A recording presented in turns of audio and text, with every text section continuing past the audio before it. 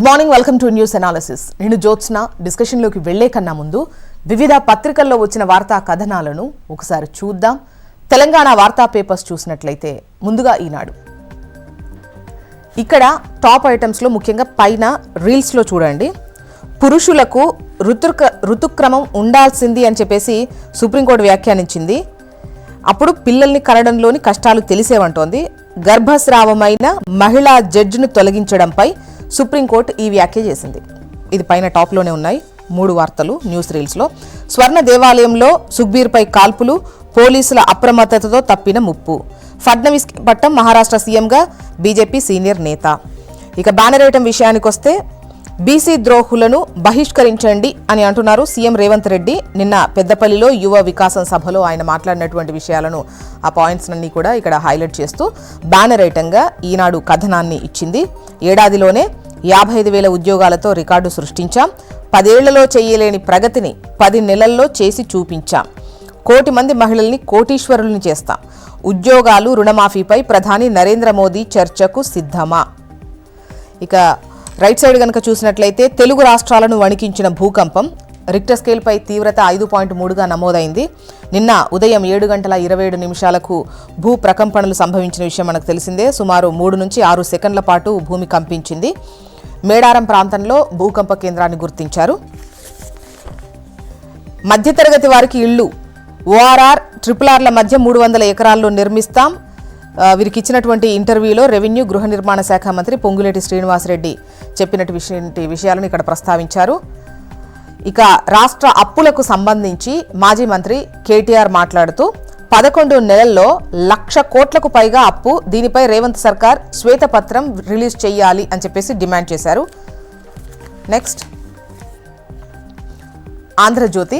ఇక్కడ బ్యానర్ ఐటంగా నిన్న పెద్దపల్లి యువ వికాసం సభకు సంబంధించినటువంటి వార్తనే హైలైట్ చేస్తూ నిన్న సభలో సీఎం రేవంత్ రెడ్డి మాట్లాడినటువంటి మాటలను ఇచ్చారు. 10 ఏళ్లలో మీరు చేయలేనిది 10 నెలల్లోనే మేము చేసి చూపించామంటున్నారు సీఎం రేవంత్ రెడ్డి. ప్రజాప్రభుత్వంలో చేసి చూపించాం. ఏడాదిలో 55,000 ఉద్యోగాలు ఇచ్చాం. గుజరాత్లో మీరు ఇచ్చారా? మా ఉద్యోగులను తీసుకొస్తా చూపించండి.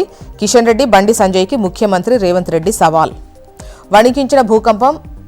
నిన్న ఉదయం 7:27 2 తెలుగు రాష్ట్రాల్లో భూ ప్రకంపనలు సంభవించిన విషయం మనందరికీ తెలిసిందే. సో దానికి సంబంధించింది ఈ వార్త. రిక్టర్ స్కేల్పై 5.3గా తీవ్రత నమోదైంది. నెక్స్ట్ నమస్తే తెలంగాణ. భయకంపం. భూకంపంతో ఉలిక్కిపడ్డ తెలంగాణ. మేడారంలో భూకంప కేంద్రం. రిక్టర్ స్కేలుపై 5.3గా నమోదైంది తీవ్రత. అప్పుల లెక్క తప్పుల తడక. అబద్ధానికి అంగీలాగు వేస్తే అది రేవంత్ రెడ్డి.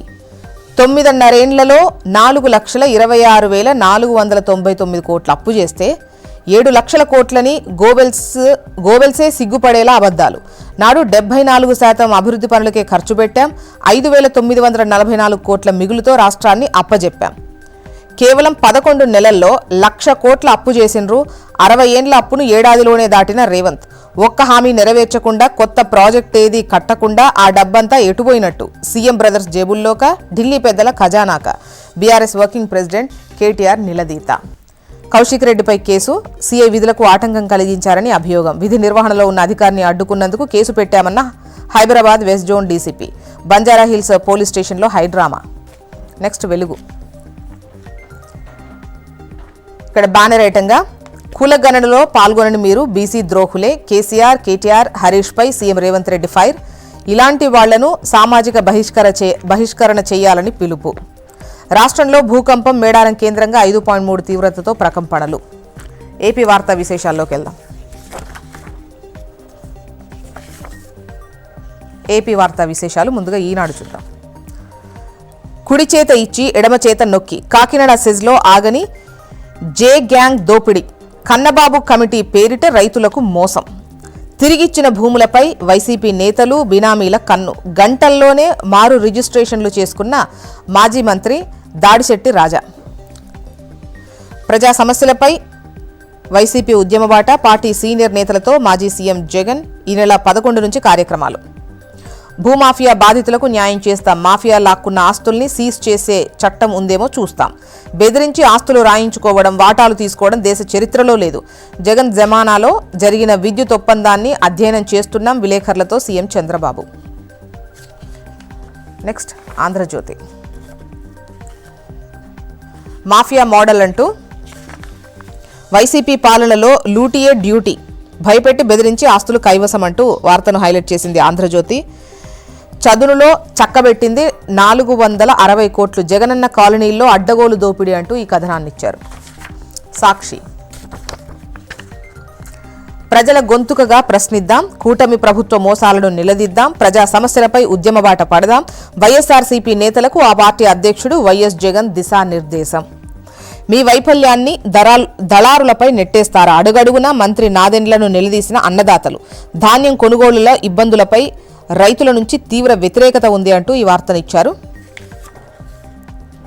బేతాళ కథ అంతా బాబు కుట్ర, కాకినాడ పోర్టులో వాటాలు కొల్లగొట్టే కుతంత్రం ఇది. ముందుగా పవన్ నాదెండ్లతో బియ్యం హైడ్రామా, ఆ తర్వాత బాబు సన్నిహితుడు కేవీ రావుతో తప్పుడు కంప్లైంట్, ఏమీ లేని అంశంలో వెంటనే సిఐడి అక్రమ కేసు, చంద్రబాబు స్క్రిప్ట్తోనే వాటాలు కొల్లగొట్టే కుట్ర సినిమా ఇది అంటూ వార్తనిచ్చింది సాక్షి.